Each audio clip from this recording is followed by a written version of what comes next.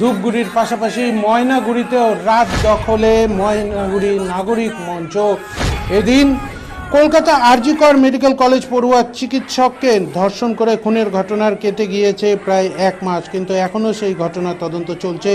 সেই ঘটনায় দোষীদের অবিলম্বে কঠোর শাস্তির দাবিতে রাস্তায় নামে ময়নাগুড়ি নাগরিক মঞ্চ নামের এক সংগঠন। সোমবার রাতে আনন্দনগর থেকে একটি প্রতিবাদ মিছিল বের হয়।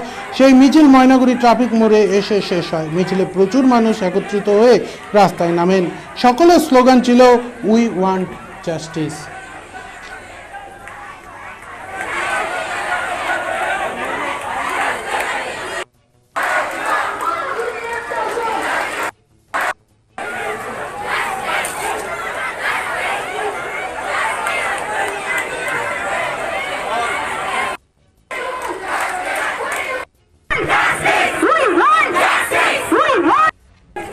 বলো আজকে কি করছেন আপনারা এখানে?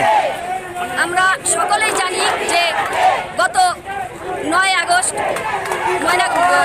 কলকাতায় যে আরজি করের যে ঘটনা ঘটেছে, তিলোত্তমাকে নৃশংসভাবে ধর্ষণ করে হত্যা করা হয়েছে, তার যে বিচার দিনের পর দিন পিছিয়ে যাচ্ছে, সেই জন্য আমরা বিচারের উদ্দেশ্যে আমরা সবাই মিলে একত্রিত হয়ে এখানে আন্দোলন চালিয়ে যাচ্ছি। এবং যতদিন পর্যন্ত এই বিচার আমরা সঠিকভাবে না পাবো, আমরা ততদিন আন্দোলন চালিয়ে যাব। এই আগুন আমরা নিভতে দিব না। বলছি এটা কাদের উদ্যোগে হচ্ছে? এটা ময়নাগুড়ি নাগরিক মঞ্চের উদ্যোগে এই অনুষ্ঠানটি হচ্ছে।